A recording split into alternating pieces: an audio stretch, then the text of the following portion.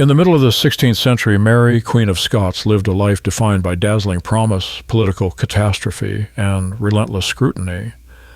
But behind the rebellions, marriages, imprisonments, and executions lies a quieter story, one that shaped Britain for centuries. Mary had only one child who survived infancy, a son, taken from her before he could walk, raised by her enemies, and destined to inherit not only Scotland but England as well.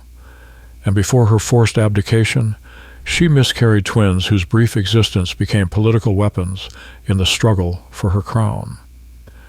Today, we move past legend and tragedy to answer one straightforward question. What actually happened to Mary's children? From the birth of a boy inside the walls of Edinburgh Castle to a dynastic union that reshaped the British Isles to the lost twins whose deaths marked the end of Mary's rule, this is their full, factual, chronological story.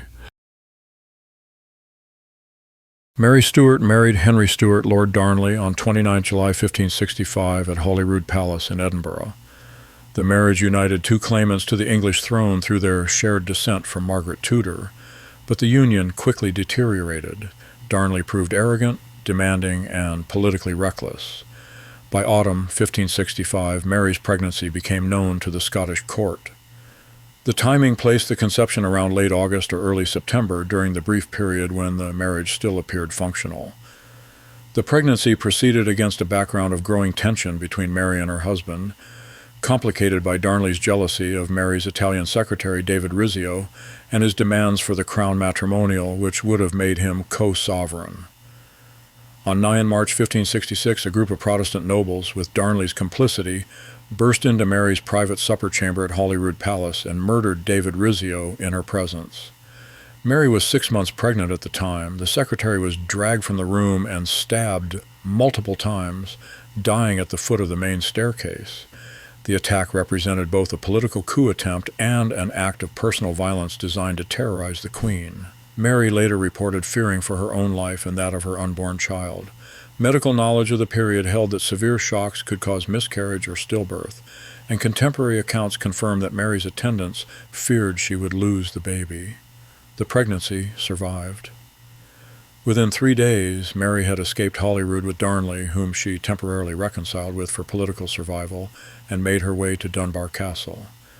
The child continued to develop normally, but the Rizzio murder permanently destroyed any remaining affection between Mary and her husband. Mary, Queen of Scots, gave birth to a son on 19 June 1566 in a small chamber in Edinburgh Castle. Labor began in the early morning hours. The delivery was attended by Margaret Atkinson, Mary's midwife, along with several ladies of the bedchamber and physicians.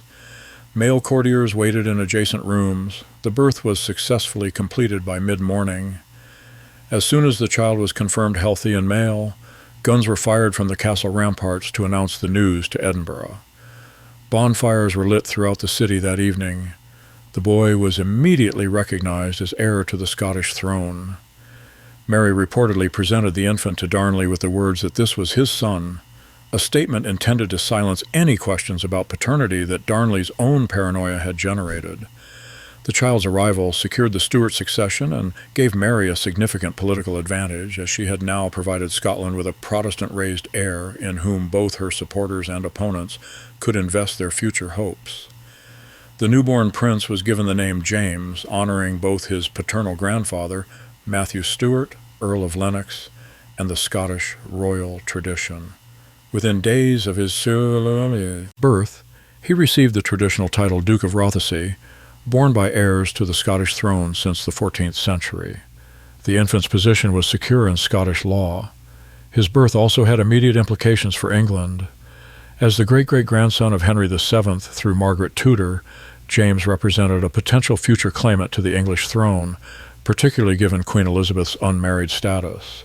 Protestant nobles in both kingdoms viewed the child as a way to secure a reformed succession, provided he was raised in the Protestant faith. Catholic powers in Europe, including the papacy in Spain, had more ambiguous reactions, given Mary's own Catholic faith, but her willingness to allow Protestant baptism for political reasons. James's value as a political asset became apparent within weeks of his birth, and control over his person and upbringing would become the central question of Scottish politics within the year. James was baptized on 17 December 1566 in the Chapel Royal at Stirling Castle. The ceremony followed Catholic rites, reflecting Mary's personal faith and her desire to maintain favor with Catholic Europe, particularly France. The child's godparents were Charles IX of France, represented by the Count of Brienne, Elizabeth I of England, represented by the Earl of Bedford, and Emmanuel Philibert, Duke of Savoy, represented by the Count of Moretta. The choice of godparents demonstrated Mary's diplomatic skill in balancing European powers. The ceremony itself was conducted by the Archbishop of St. Andrews and included the traditional anointing with holy oil. The baptism was followed by 3 days of festivities, including masques, banquets, and tournaments. Lord Darnley did not attend the ceremony, remaining in his apartments in Stirling in a public display of marital discord. Most Protestant Scottish nobles, including the Earl of Moray, Mary's half-brother, attended the celebrations but declined to enter the chapel during the Catholic service. The baptism marked James's formal entry into the European royal community and confirmed his position in both Scottish and potential English succession lines, but it also highlighted the religious divisions that would define his early life. In the early hours of 10 February 1567, an explosion destroyed the Kirk of Field House in Edinburgh, where Lord Darnley was staying. Darnley's body was found in the garden, apparently strangled before the explosion occurred. The murder sent shockwaves through Scotland and Europe. Suspicion immediately fell on several Scottish nobles, particularly James Hepburn, Earl of Bothwell, who had been close to Mary since the Rizzio affair. Mary's own conduct in the aftermath raised questions about her knowledge or involvement. She appeared at public events with Bothwell and did not pursue his prosecution with the vigor expected of a widowed queen. For the 8-month-old James, the immediate effect was minimal, as he remained at Stirling Castle under the care of the Earl and Countess of Mar. The long-term consequences would prove severe. The Darnley murder destabilized Mary's government and provided her enemies with grounds to challenge her fitness to rule. Within 4 months, the political crisis would result in Mary's overthrow and James's unexpected elevation to the throne while still in infancy. On 24 April 1567, while traveling from Linlithgow to Edinburgh, Mary was intercepted by Bothwell and a force of 800 men. She was taken to Dunbar Castle. The circumstances of what followed remain disputed. Bothwell's own account claimed Mary went willingly. Others characterized the episode as abduction. On 15 May 1567, Mary married Bothwell in a Protestant ceremony at Holyrood Palace less than 3 months after Darnley's death and only days after Bothwell's divorce from his previous wife. The marriage destroyed what remained of Mary's political support. Catholic Europe was scandalized by the speed and circumstances of the union. Protestant Scottish nobles, already suspicious of Mary's role in Darnley's death, now openly moved against her. A coalition of lords, styling themselves the Confederate lords, raised an army. Mary and Bothwell gathered their own forces and met the rebel lords at Carberry Hill near Musselburgh on 15 June 1567. After negotiations, Bothwell was allowed to escape, and Mary surrendered to the Confederate lords on the promise that she would be honorably treated and restored to power if she abandoned Bothwell. Instead, she was taken to Edinburgh, where crowds called for her execution, and then imprisoned in Lochleven Castle. For James, still at Stirling, these events meant that his mother was now a captive and his own position as heir had become the focus of competing noble factions. On 24 July 1567, while imprisoned at Lochleven Castle, Mary signed instruments of abdication in favor of her son. The abdication was coerced, signed under threat and during physical and emotional distress following a miscarriage. 5 days later, on the 29 July 1567, James was crowned King of Scots at the Church of the Holy Rood in Stirling. He was 13 months old. The Earl of Morton acted as proxy, taking the coronation oath on James's behalf. John Knox preached the sermon, using the occasion to emphasize Protestant control over the new regime. The coronation was attended by a group of Protestant nobles, but boycotted by others, who either supported Mary or questioned the legitimacy of a forced abdication. James, too young to comprehend the ceremony, became James VI of Scotland. The regency was formally established, with Mary's half-brother, the Earl of Moray, designated as regent. The coronation marked a decisive break in Mary's personal rule, but inaugurated a period of unstable regency government that would continue throughout James's minority. For the infant king, the event represented a symbolic transfer of authority that would shape the rest of his life. James VI and Mary, Queen of Scots, likely saw each other for the last time in April 1567, when James was 10 months old and still at Stirling Castle. After Mary's abdication and imprisonment at Lochleven, followed by her escape and defeat at the Battle of Langside in May 1568, she fled to England, expecting temporary refuge from Elizabeth I. Instead, she was kept in captivity for the next 19 years. James remained in Scotland, raised under the guardianship of the Earl and Countess of Mar, and later under a succession of regents and tutors. There is no evidence that Mary and James ever communicated directly after his early infancy. Mary wrote letters concerning her son, but these were addressed to her supporters or to foreign powers, not to James himself. James was raised to view his mother as a political problem and a religious threat. The separation was not merely physical, but ideological, as James's education deliberately excluded any positive representation of Mary's rule. He learned of his mother primarily through the accounts of her enemies and through the narrative constructed by his tutor, George Buchanan, who portrayed Mary as a murderer and adulteress. By the time James reached adulthood, he had no personal memory of his mother and little emotional attachment to her cause, though he retained a pragmatic interest in her claim to the English succession.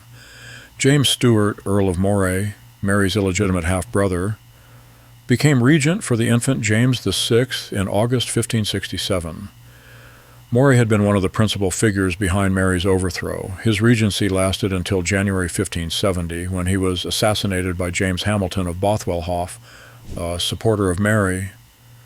During his time as regent, Moray consolidated Protestant control over Scotland, suppressed remaining Marian loyalists, and maintained order through a combination of military force and political negotiation.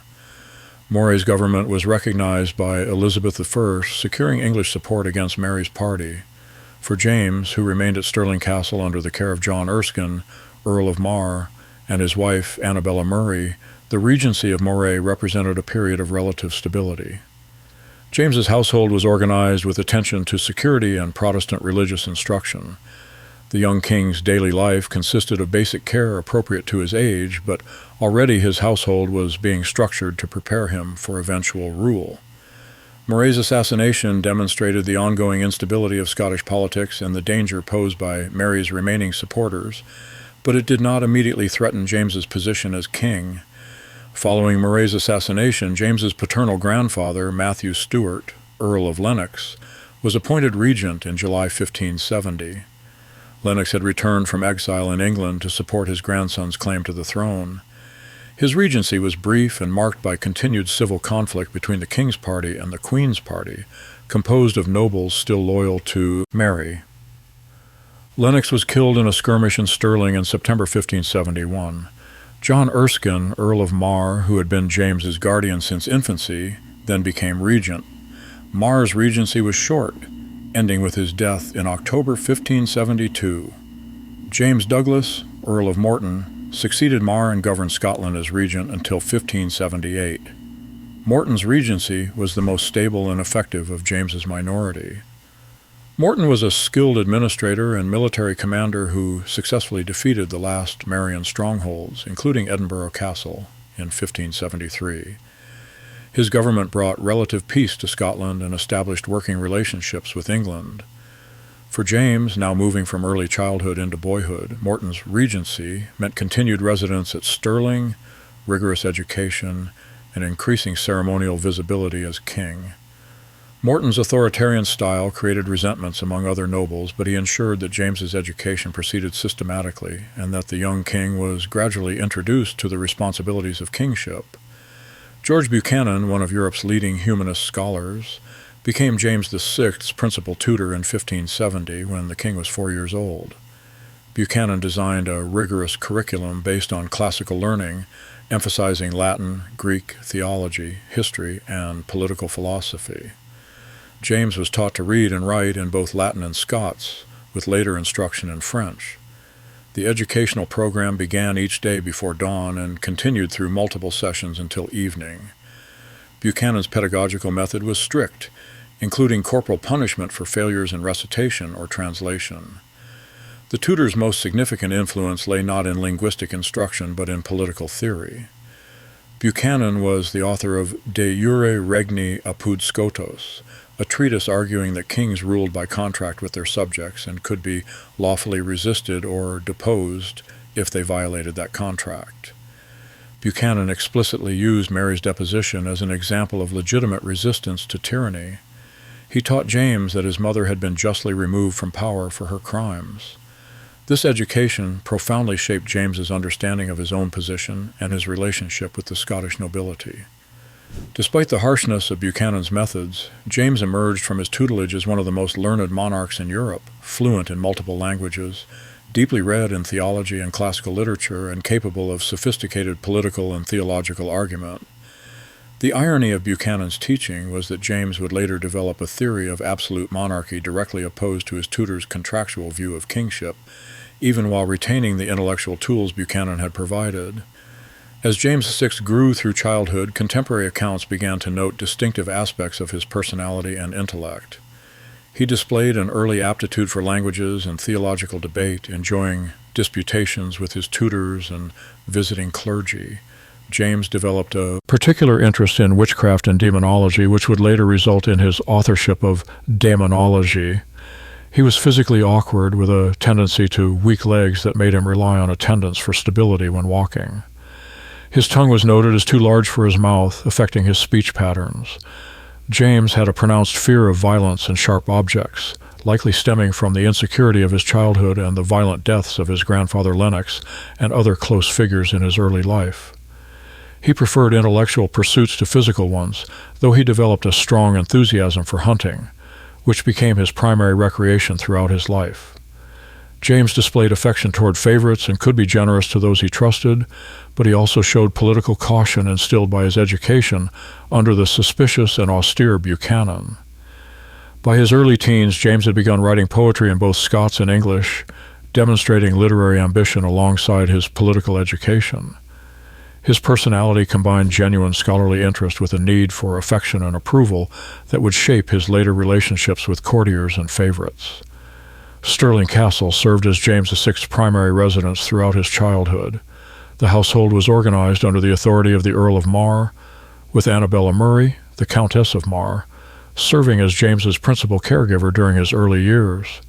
The daily routine combined education, religious devotions, ceremonial appearances, and limited recreation. James attended daily Protestant services, including lengthy sermons and biblical instruction. Meals were formal occasions, even when James dined relatively privately, as they served to reinforce royal protocol and hierarchy. The young king's wardrobe was maintained with attention to symbolic display, though childhood portraits suggest a relative simplicity compared to contemporary English or continental royal children. Security remained a priority given the factional violence of Scottish politics during the Regency period. James's contact with the broader Scottish nobility was carefully managed, with visits to Stirling requiring approval and supervision.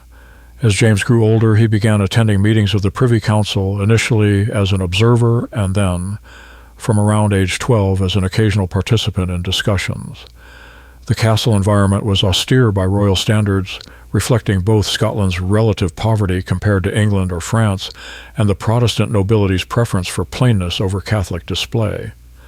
For James, Stirling represented both security and confinement, a space where he was simultaneously king and ward, carefully prepared for rule but kept at a distance from actual power.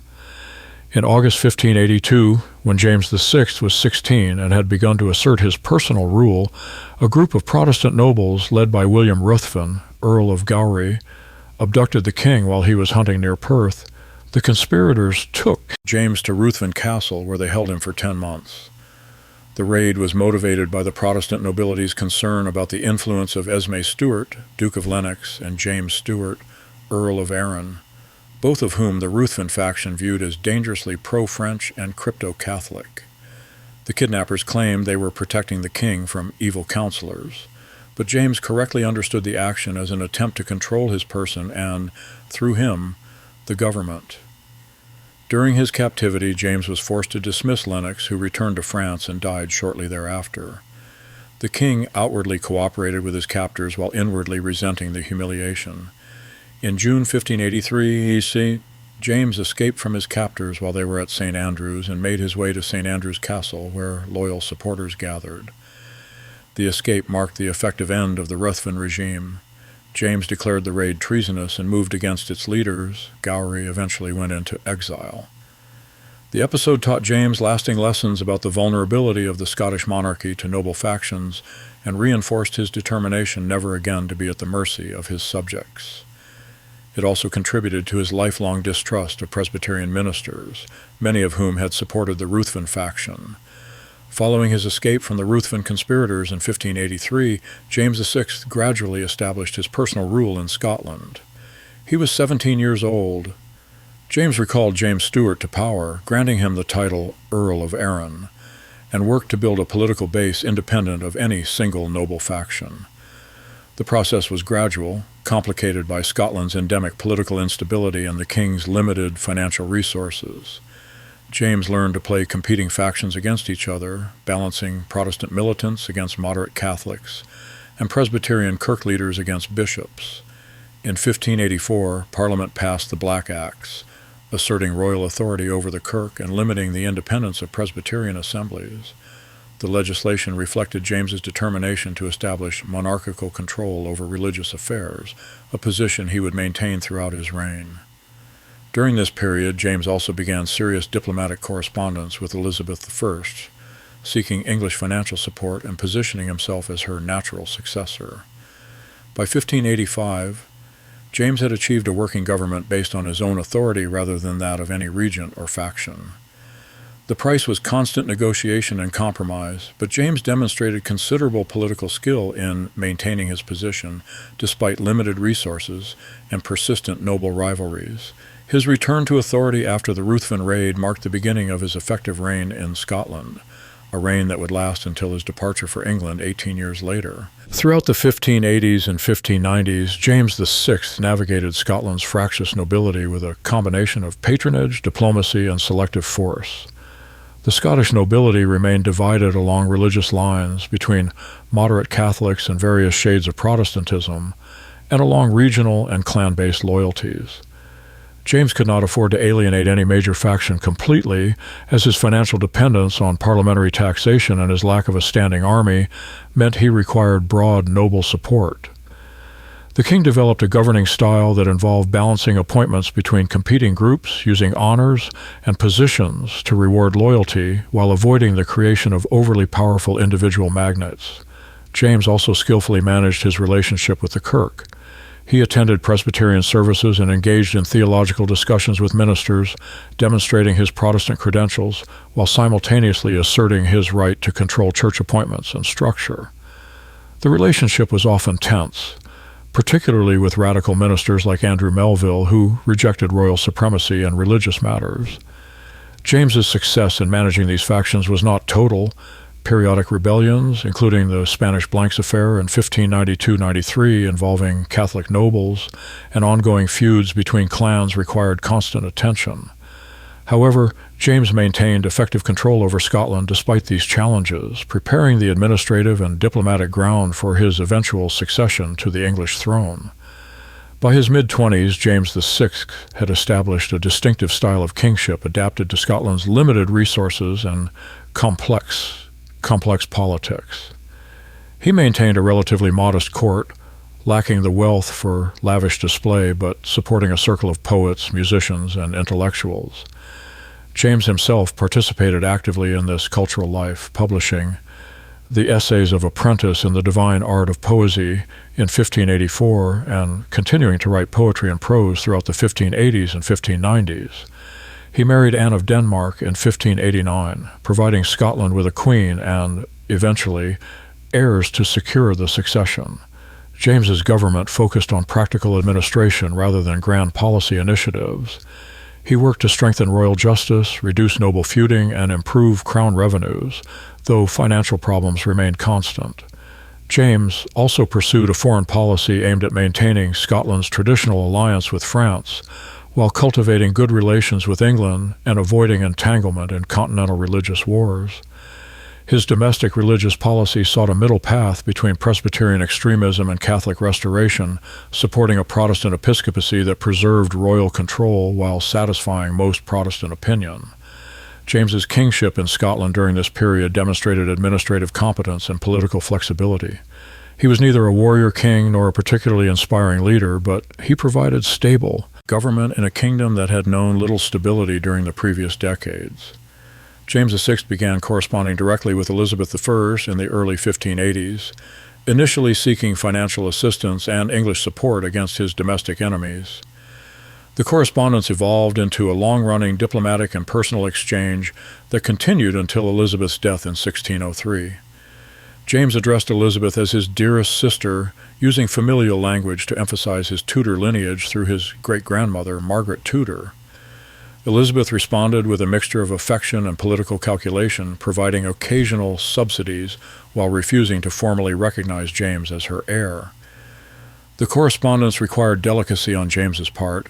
He needed to maintain good relations with Elizabeth without appearing to prioritize English interests over Scottish ones, which would have cost him support among Scottish nobles. He also had to manage the contradiction between his desire for the English succession and his duty to protest his mother's continued imprisonment. James's letters to Elizabeth during the 1580s and 1590s demonstrate his diplomatic skill. He offered loyalty and Protestant solidarity while carefully avoiding any statement that might compromise his claim to the English throne. He expressed concern for Elizabeth's safety, particularly after the revelation of Catholic plots, while avoiding explicit condemnation of his mother until after Mary's execution. The correspondence established James as Elizabeth's most likely successor and prepared the ground for the peaceful transfer of power in 1603, but it required continuous careful management to prevent misunderstandings or broken confidence. James VI's claim to the English throne rested on his descent from Margaret Tudor, eldest daughter of Henry VII, who had married James IV of Scotland in 1503. This made James Elizabeth I's closest living relative by blood, though English law regarding the succession remained ambiguous. Henry VIII's will, confirmed by Parliament, had excluded the Scottish line in favor of the Suffolk line, descended from Henry VIII's younger sister Mary. However, by the 1590s, the Suffolk line's viable claimants had died or been eliminated, leaving James as the strongest candidate. James carefully cultivated support among English politicians, maintaining secret correspondence with figures such as Robert Cecil, Elizabeth's principal secretary. He presented himself as a Protestant king who would continue the Elizabethan religious settlement, avoiding the extremism of either Catholic restoration or Presbyterian radicalism. James also emphasized his experience as a ruling monarch, contrasting his proven governing ability with other potential claimants who lacked administrative experience. He refrained from any action that might give Elizabeth grounds to formally exclude him, avoiding involvement in Catholic plots and maintaining public loyalty to Elizabeth even when their interests diverged. James's position was strengthened by lack of alternatives. By the late 1590s, no other claimant commanded significant support among English politicians. His careful preparation, diplomatic skill, and political patience made him the inevitable successor despite the absence of formal designation. Mary, Queen of Scots, was executed at Fotheringhay Castle on 8th of February 1587, following her conviction for complicity in the Babington plot to assassinate Elizabeth I. James VI was 20 years old. His response combined public protest with private pragmatism. James immediately wrote to Elizabeth expressing outrage and demanding explanations. He suspended diplomatic relations and threatened military action. However, James did not follow through on these threats. He had no military force capable of invading England, no significant financial resources to sustain such a campaign, and no interest in sacrificing his claim to the English throne for the sake of a mother he had never known. English politicians, including the Earl of Leicester and William Cecil, assured James that Elizabeth had not authorized the execution and that it resulted from the unauthorized actions of her counselors, a diplomatic fiction that allowed James to accept the situation without appearing to condone his mother's death. Within months, James restored normal diplomatic relations with England. He accepted a small increase in his English pension. He did not seek revenge or justice for Mary. James's reaction demonstrated his political realism and his commitment to his own future as Elizabeth's successor over any filial obligation to his mother.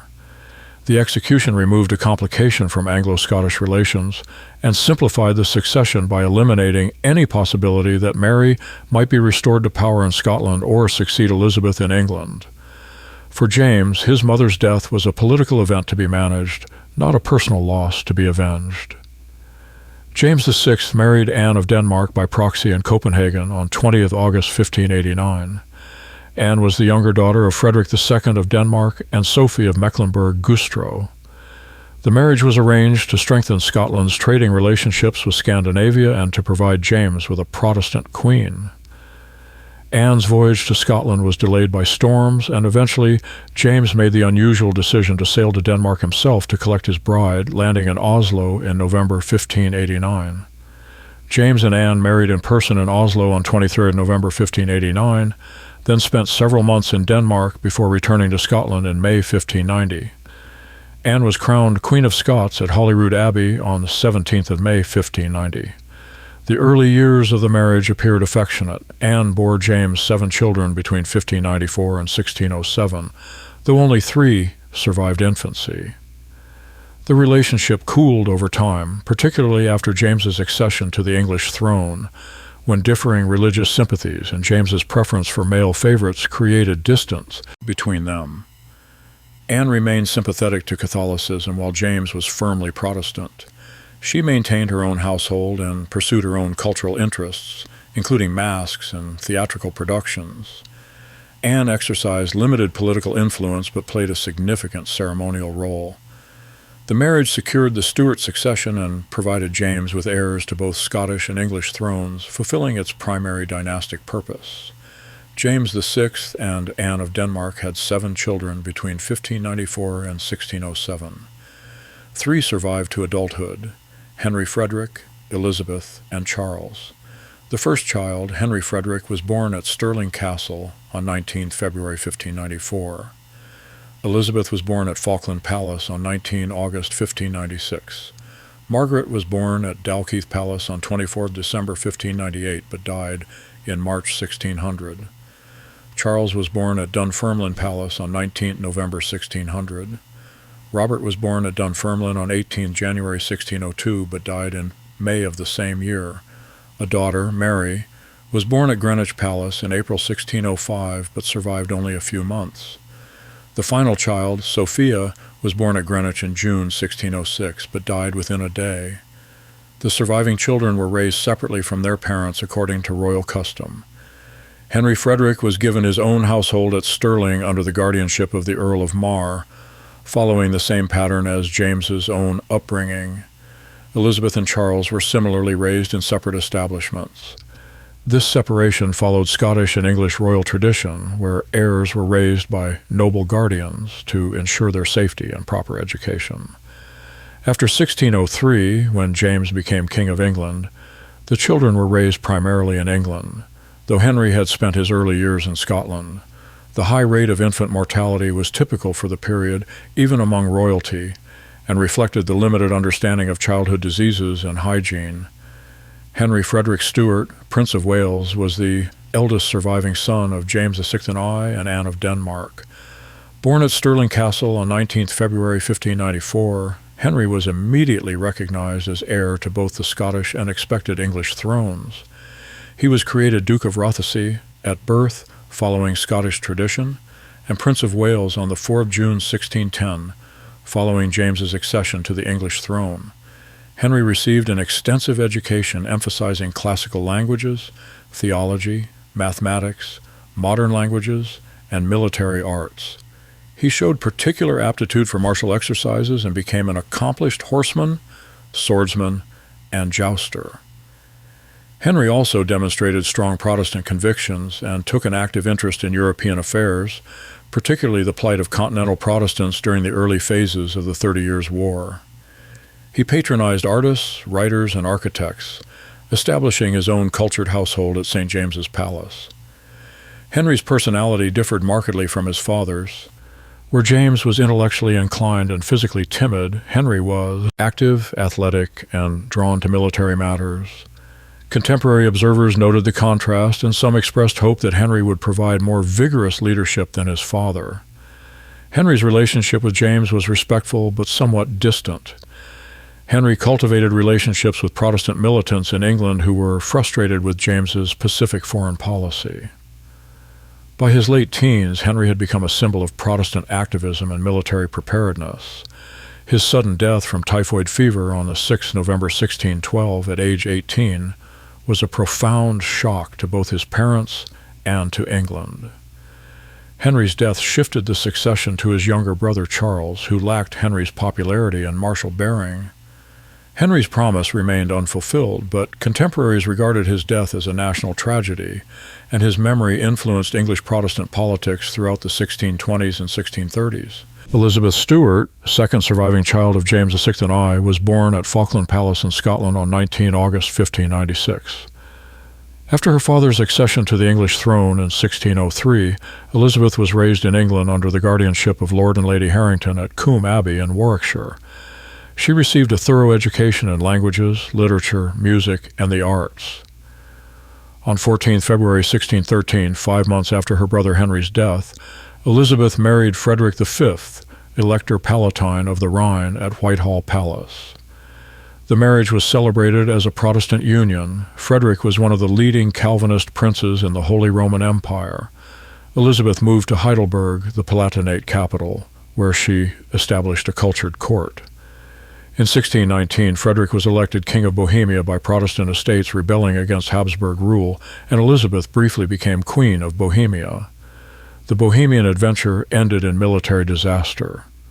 Frederick's forces were defeated at the Battle of White Mountain in November 1620, and he and Elizabeth were driven into exile, losing both the Bohemian throne and the Palatinate. The couple spent the rest of their lives in The Hague as pensioners of the Dutch Republic. Despite their political misfortunes, Elizabeth and Frederick had 13 children, of whom several survived to adulthood. Elizabeth became known as the Winter Queen, a reference to her brief reign in Bohemia. Frederick died in 1632, leaving Elizabeth a widow. She remained in exile until 1661, when she briefly returned to England following the Restoration, but died within months. Elizabeth's significance lay in her descendants. Her daughter Sophia married Ernest Augustus, Elector of Hanover, and their son became George I of Great Britain in 1714, establishing the Hanoverian succession. Through Elizabeth, the Stuart line continued on the British throne despite the exclusion of her Catholic Stuart cousins by the Act of Settlement of 1701. Charles Stuart, the third child and second surviving son of James VI and I, was born at Dunfermline Palace on 19 November 1600. His birth came 3 years before his father's accession to the English throne. Charles was a weak and sickly child, slow to walk and speak. His physical development lagged significantly behind normal milestones, and there was doubt about whether he would survive to adulthood. Charles was created Duke of Albany at birth and Duke of York in January 1605. Following the death of his elder brother Henry in November 1612, Charles became heir apparent and was created Prince of Wales on the 4th of November 1616. Charles's education was supervised by Thomas Murray and later by Bishop Lancelot Andruez. He learned Latin, Greek, French, Italian, and Spanish, and developed refined artistic tastes, though he never showed his father's intellectual enthusiasm for theological debate. Charles remained physically smaller and weaker than his brother had been, and he developed a stammer that persisted throughout his life. His personality was reserved, formal, and less accessible than Henry's had been. Charles's relationship with his father was dutiful but not warm. James sought to arrange an advantageous marriage for Charles, first pursuing a Spanish match that dominated English politics from 1617 to 1623, and then, after that negotiation failed, arranging Charles's marriage to Henrietta Maria of France in 1625. James died on 27 March 1625, and Charles succeeded him as Charles I, King of England, Scotland, and Ireland. Charles's reign would end in civil war and his own execution in 1649, but these events lay beyond James's lifetime and resulted from policies and personality traits that would only fully emerge after James's death. Queen Elizabeth I died at Richmond Palace on 24th March 1603. James VI of Scotland was proclaimed James I of England on the same day. He had been Elizabeth's unspoken but widely expected successor for years. James learned of his accession while at Holyrood Palace in Edinburgh. He departed Scotland on 5 April 1603, traveling south through England in a progress that allowed him to be seen by his new subjects and to receive homage from English nobles. James entered London on 7 May 1603. His coronation as King of England took place at Westminster Abbey on 25 July 1603. James continued to reign as James VI of Scotland, maintaining Scotland as a separate kingdom with its own parliament, laws, and church. He styled himself King of Great Britain, France, and Ireland, though the English and Scottish parliaments remained separate and the kingdoms legally distinct. James hoped eventually to achieve a full constitutional union of England and Scotland, but this ambition was frustrated by resistance from both English and Scottish parliaments, which feared losing their distinct privileges and identities. The union of the crowns therefore remained a personal union in James's person rather than a political or legal union of states. James returned to Scotland only once after 1603 in 1617, and governed Scotland thereafter through correspondence and through Scottish nobles who travelled to the English court. The union, nevertheless, had profound consequences. It ended centuries of Anglo-Scottish warfare, created a common foreign policy for Britain, and began the process of political and economic integration that would culminate in the Act of Union of 1707. James I's first years as King of England focused on establishing his authority and ending military conflicts. In 1604, James concluded the Treaty of London with Spain, ending the Anglo-Spanish War that had continued since 1585. The treaty was unpopular with Protestant militants in England who viewed Spain as the Catholic enemy, but it relieved England's treasury and allowed James to pursue his preferred policy of peace. James's relationship with Parliament proved difficult from the beginning. The English Parliament expected consultation on matters of taxation and policy. James, accustomed to the weaker Scottish Parliament, viewed parliamentary independence as an infringement on royal prerogative. Disputes over taxation, royal expenditure, and religion marked James's first parliament, which sat intermittently from 1604 to 1611. James also faced immediate religious questions. The Puritan faction within the Church of England sought reform of ceremonies and church governance, petitioning James in the Millenary Petition shortly after his accession. James responded by convening the Hampton Court Conference in January 1604, where he met with bishops and Puritan representatives. The conference produced few changes to church practice, disappointing Puritan hopes, but it did initiate the project that became the King James Bible. James's policy aimed to maintain the Elizabethan religious settlement with ceremonial conformity enforced by bishops and Presbyterian-style church governance rejected. This satisfied the majority of English opinion, but frustrated both Catholic recusants and Puritan reformers. The Hampton Court Conference of January 1604 produced one lasting achievement: authorization for a new English translation of the Bible. John Reynolds, president of Corpus Christi College, Oxford, and a moderate Puritan, proposed that the existing English translations, the Bishop's Bible, used in churches, and the Geneva Bible, preferred by Puritans, be replaced with a new translation made directly from Hebrew and Greek sources. James approved the project, recognizing its potential to provide an authoritative text that might satisfy both conformist and moderate Puritans, while excluding the marginal notes in the Geneva Bible that James viewed as politically subversive. Work began in 1604.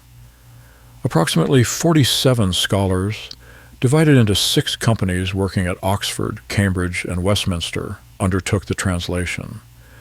The translators worked from the best available Hebrew and Greek manuscripts, consulting earlier English translations and translations in other languages. The work proceeded through 2 revisions, with the final text completed in 1610. The authorized version, commonly known as the King James Bible, was published in 1611 by Robert Barker, the King's printer. The translation was presented as made by His Majesty's Special Commandement, giving it royal authority.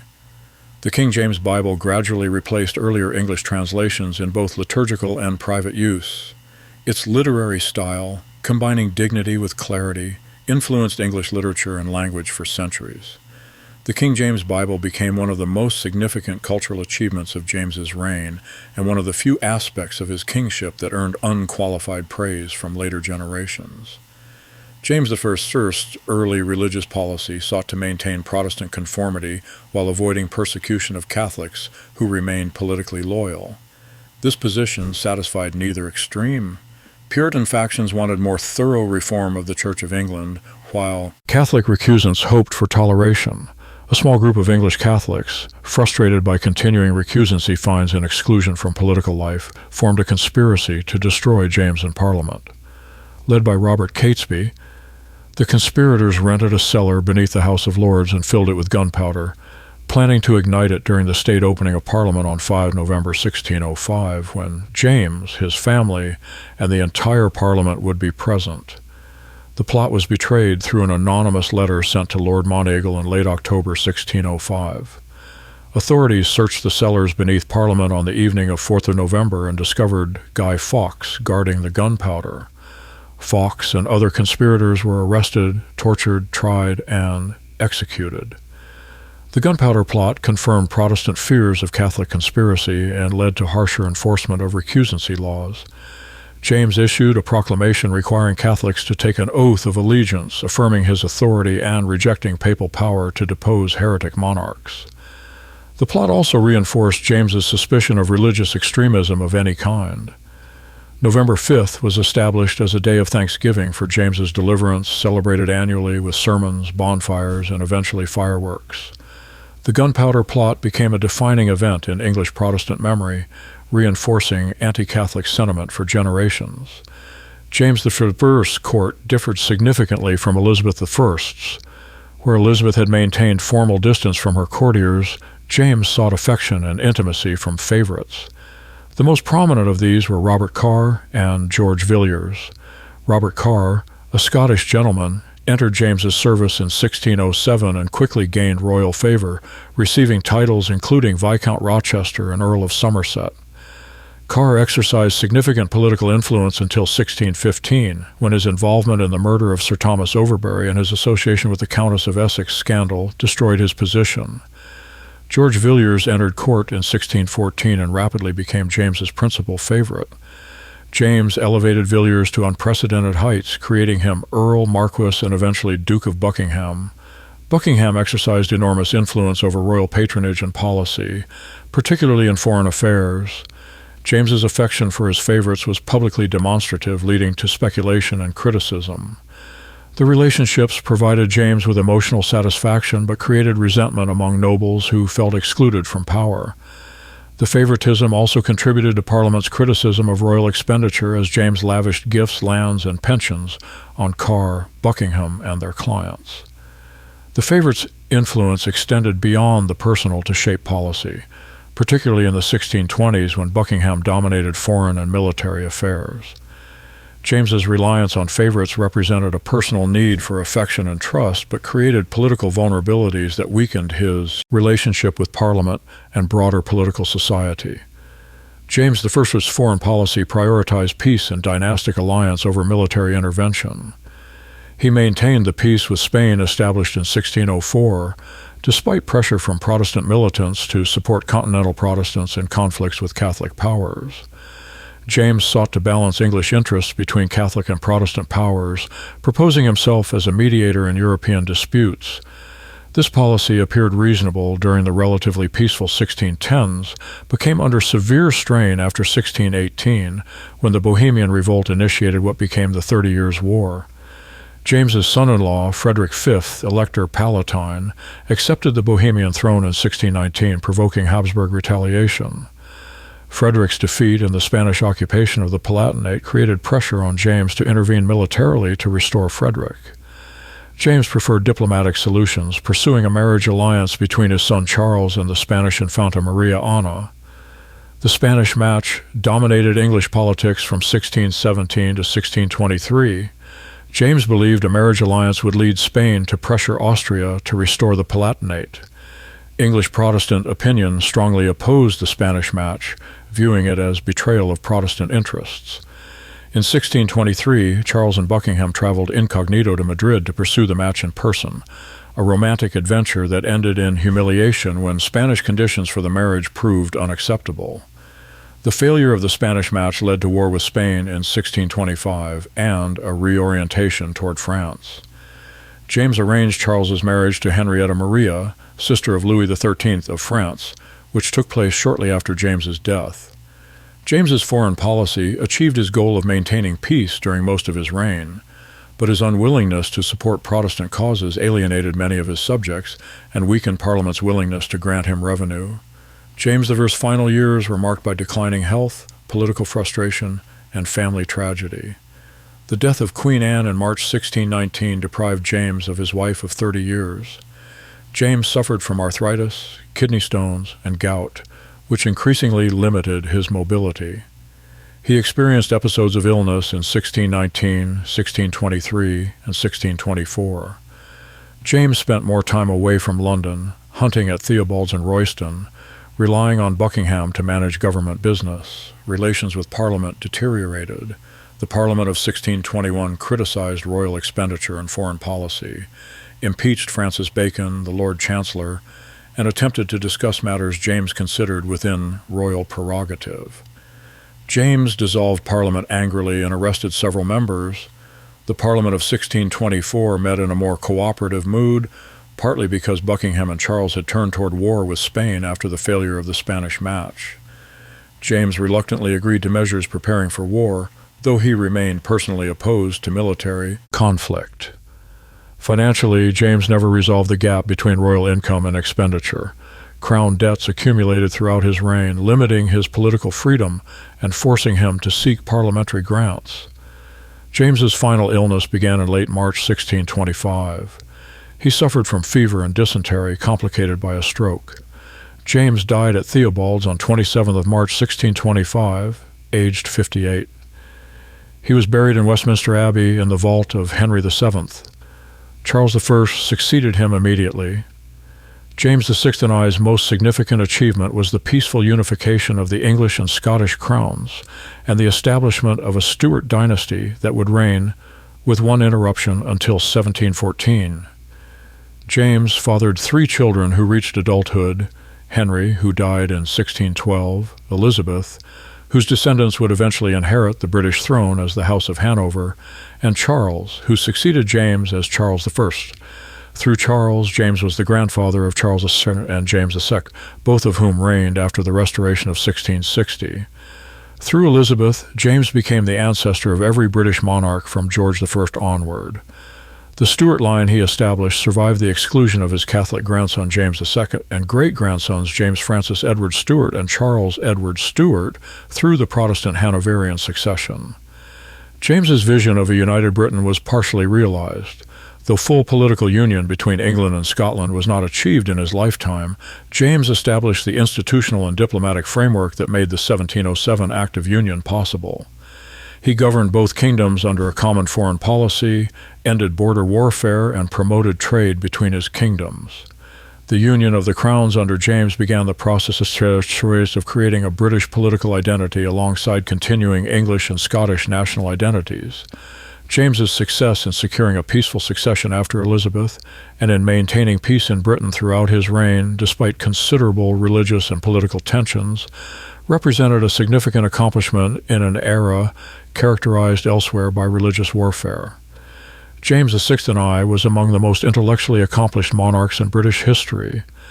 He authored numerous works, including poetry, political theory, and theology. His Basilicon Doron, written for his son Henry, outlined James's theory of kingship and practical advice for rulers. The True Law of Free Monarchies articulated James's belief in divine right monarchy, arguing that kings received their authority directly from God and were accountable to God alone, not to their subjects. Daemonology, published in 1597, examined witchcraft and demonology, defending witch trials against skeptics. These works circulated widely and influenced political thought in Britain and Europe.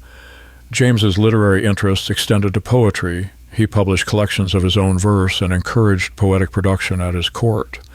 He maintained friendships with poets and writers, including William Drummond and Ben Jonson, though his relationship with contemporary writers was often complicated by his sensitivity to criticism. The King James Bible remains James's most enduring cultural legacy.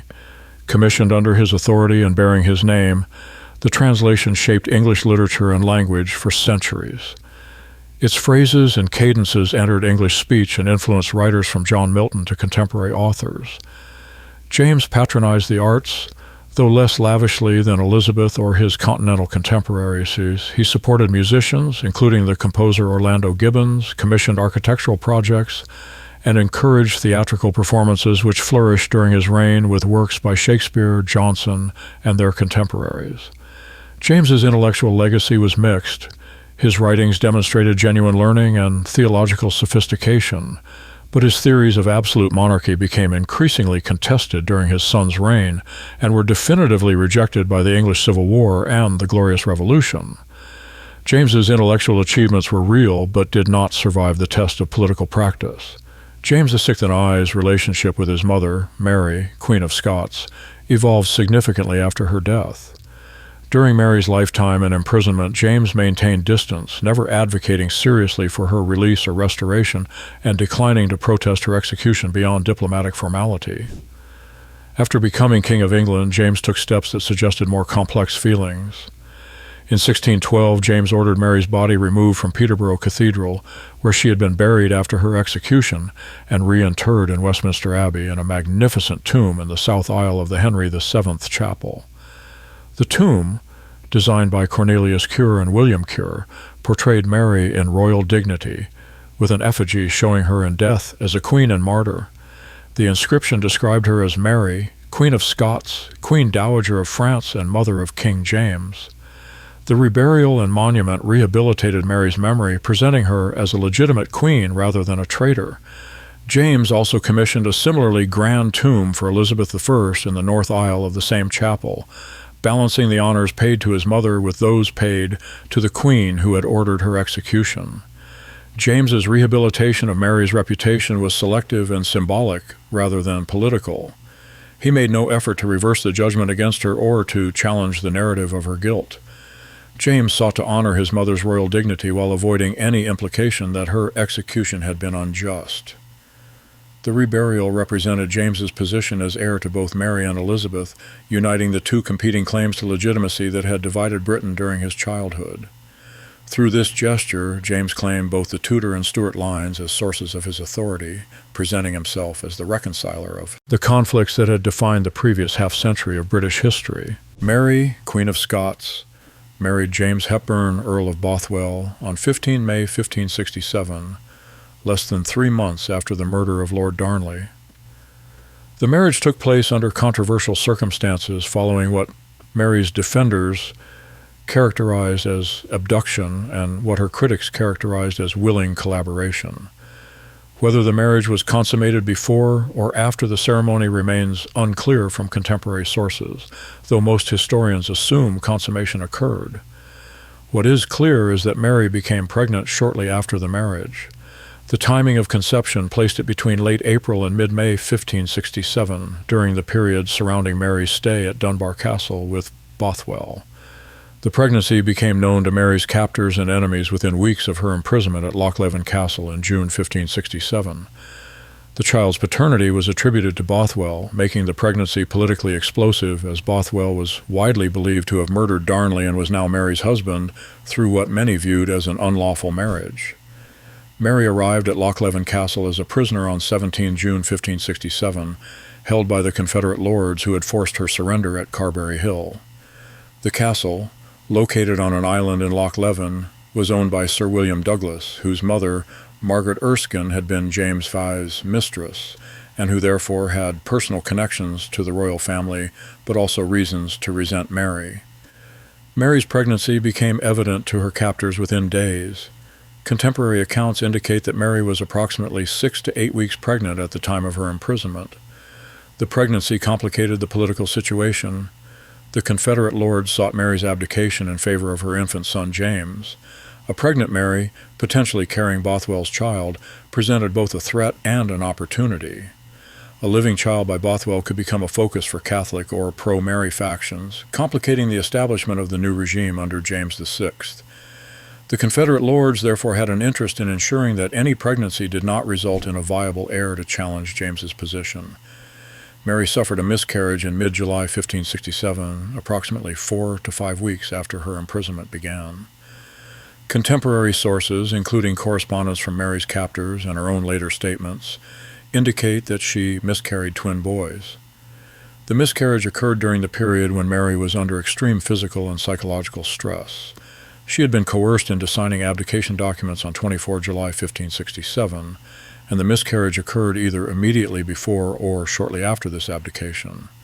Medical understanding of the period recognized that miscarriage could result from various causes, including physical trauma, emotional distress, and natural complications of pregnancy. Mary's supporters later claimed that her treatment at Lochleven, including possible physical abuse and certainly severe psychological pressure, caused the miscarriage. Mary's captors made no recorded attempt to preserve the pregnancy or to provide medical care designed to prevent miscarriage. After the miscarriage, Mary remained at Lochleven until her escape in May 1568. The loss of the twins, combined with the forced abdication, marked the effective end of Mary's reign and her dynastic hopes beyond James. The Confederate lords used Mary's pregnancy and subsequent miscarriage as propaganda to justify their actions. The existence of the pregnancy, attributed to Bothwell, served as evidence of Mary's continued association with Darnley's murderer and reinforced claims that Mary had been complicit in her husband's death. The fact that the pregnancy existed proved, in the view of Mary's enemies, that her marriage to Bothwell was genuine rather than forced, undermining Mary's later claims that Bothwell had abducted and raped her. The miscarriage itself was presented as divine judgment against Mary's sins. Protestant preachers and propagandists interpreted the loss of Bothwell's children as God's intervention to prevent the birth of heirs to a murderous and adulterous union. This interpretation fit within the religious framework of 16th century Protestantism, which saw earthly events as manifestations of divine will. The miscarriage also served the Confederate lords' practical political interests by eliminating potential rival claimants to the Scottish throne. Had Mary carried the twins to term and had they survived, they would have complicated the establishment of James VI's government.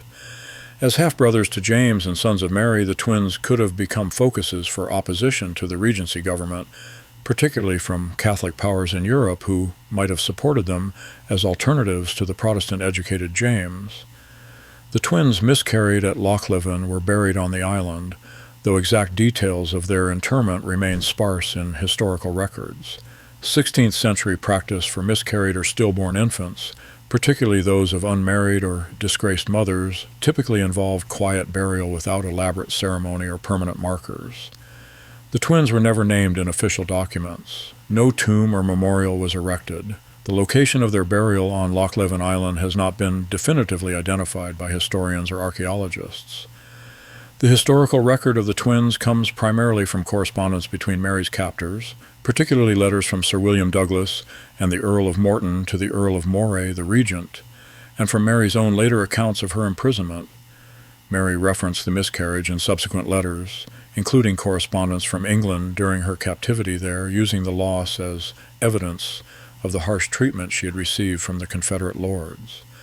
However, contemporary accounts provide few medical details, and the exact circumstances of the miscarriage, whether it was spontaneous, the result of physical stress or abuse, or potentially induced, cannot be determined from surviving evidence. The twins remain marginal figures in historical records, known primarily as evidence in the larger political narrative of Mary's downfall rather than as individuals in their own right. The miscarriage of the Lochleven twins marked a definitive narrowing of the Stuart succession to James VI alone. Had the twins survived and been born, Mary would have had 3 potential heirs rather than 1, providing options and alternatives that might have changed the political dynamics of her captivity and potential restoration. The loss ensured that James remained Mary's only surviving child, simplifying the succession and eliminating any possibility of a Catholic heir more acceptable to European powers than the Protestant-raised James. The twins' death, combined with Mary's forced abdication and subsequent imprisonment in England, closed off Mary's dynastic options. She would have no more children. Her line would continue only through James, who had been taken from her and raised as her enemy's ward. The miscarriage thus represented not only a personal loss, but a political foreclosure of alternatives. Symbolically, the twins' fate, conceived in the brief, chaotic weeks of the Bothwell marriage, lost during Mary's imprisonment, buried without names or monument, encapsulated the complete collapse of Mary's queenship. Where James's birth in 1566 had represented hope and political continuity, the twins' death in 1567 represented finality and defeat. The twins exist in historical memory primarily as markers of Mary's downfall, their brief potential existence highlighting the contingency of succession and the vulnerability of dynastic plans to political violence and personal catastrophe. Mary, Queen of Scots, bore one child who lived to reshape British history and two who died before birth. James VI of Scotland and James I of England united the crowns of Scotland and England, fathered a dynasty that would rule Britain for more than a century, and established the foundation for the eventual political union of his two kingdoms. Taken from his mother as an infant, raised by her enemies, and educated to view her as a cautionary example of failed kingship, James nevertheless carried forward her dynastic claim and secured the Stuart succession. The Lochleven twins, miscarried during Mary's imprisonment, never lived to complicate or alter that inheritance. Their deaths ensured that Mary's entire legacy would rest on the shoulders of one son, educated in Protestantism and committed to the very cause his mother had fought against. From Edinburgh Castle in 1566 to Westminster Abbey in 1625, James's life traced an arc from Scottish prince to British monarch, fulfilling possibilities that existed only because his mother survived long enough to give him birth, and because no rival heir from her later marriage survived to challenge his claim.